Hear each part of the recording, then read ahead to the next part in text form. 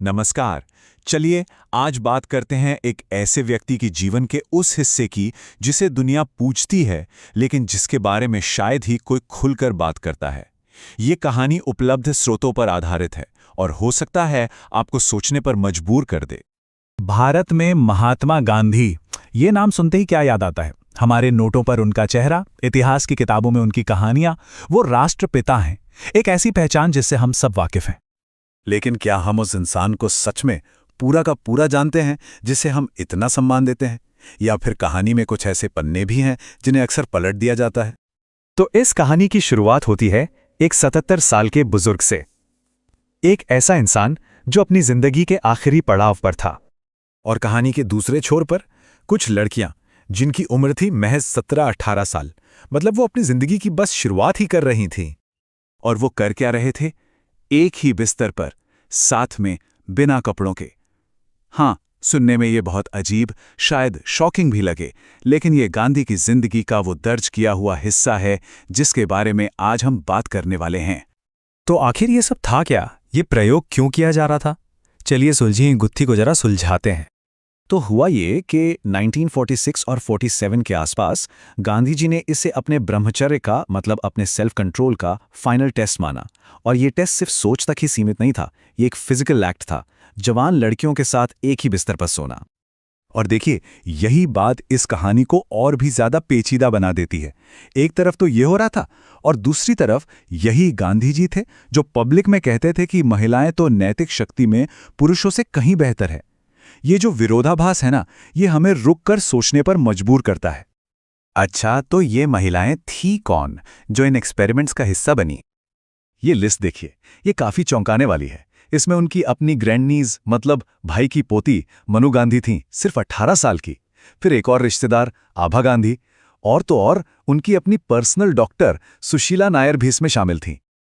अब सवाल उठता है सहमति का, यानी कंसेंट का। और गांधी जी ने खुद एक चिट्ठी में ये माना कि इन लड़कियों ने ऐसा अपनी मर्जी से नहीं बल्कि उनके कहने पर किया था। ये एक लाइन पावर डायनामिक्स की पूरी तस्वीर ही बदल देती है। तो सवाल फिर वही है, क्यों? जो इंसान अहिंसा का सबसे बड़ा पुजारी था, उसने ऐसा कुछ क्यों किया? इसके पीछे उनका लॉजिक क्या था? देखिए, गांधी जी के लिए ब्रह्मचर्य का मतलब सिर्फ फिजिकल कंट्रोल नहीं था।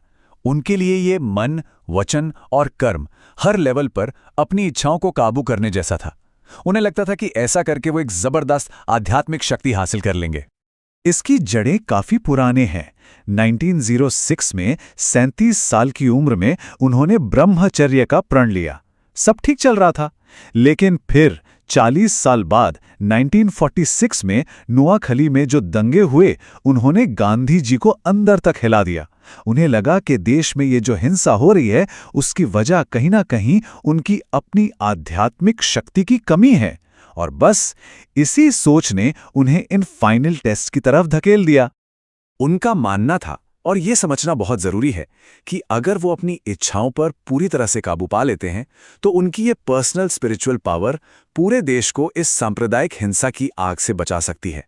मतलब वो अपने आप को देश की नियति से जोड़कर देख रहे थे।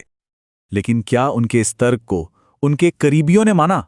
क्या सबने कहा हाँ ये सही है, या फिर इस पर बवाल खड़ा हो गया? देखते हैं कि इसका असर क्या हुआ। उनके सबसे करीबी साथियों में से एक सरदार पटेल, उन्होंने साफ साफ चिट्ठी लिखकर कहा कि ये एक भयानक भूल है और ये धर्म के खिलाफ है। सिर्फ पटेल ही नहीं, जवाहरलाल नेहरू, जो उनके इतने करीब थे, उन्होंने भी इसे असामान्य और अप्राकृतिक बताया। तो ये साफ है कि विरोध उनके अपने ही सर्कल से आ रहा था और जोरदार आ रहा था। लेकिन इन सब बहसों के बीच एक इंसानी कीमत भी चुकाई जा रही थी। मनु गांधी, जो अनाथ थीं और गांधी जी को ही सब कुछ मानती थीं, उन पर इसका बहुत गहरा असर पड़ा। उन्होंने कभी शादी नहीं की और महज 44 साल की उम्र में कहते हैं कि तनाव और अकेलेपन की वजह से उनकी मौत हो गई। सोर्सेज ये भी दावा करते हैं कि गांधी जी की मौत के बाद उनकी एक साफ सुथरी इमेज बनाए रखने के लिए इस पूरे चैप्टर को इतिहास की किताबों से, पब्लिक की नज़रों से जानबूझकर हटाने की कोशिश की गई। तो ये सारी बातें हमें कहाँ लाकर खड़ा करती हैं? ये हमें एक इंसान और उसके आसपास बुने गए मिथक के बीच के फर्क को समझने पर मजबूर करती हैं। और यहीं पर फर्क आता है सम्मान और अंधभक्ति में। देखिए, सम्मान का मतलब है कि किसी के अच्छे कामों को सराहा जाए, उनकी गलतियों और कमियों को जानते हुए भी। लेकिन अंधभक्ति, वो तो इंसान को भगवान बना देती है, जिसमें कोई कमी हो ही नहीं सकती।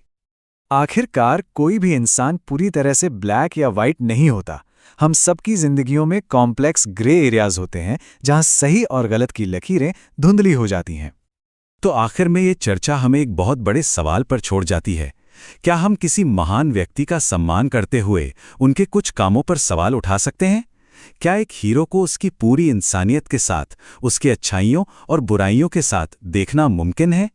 इस पर सोचिएगा जरूर।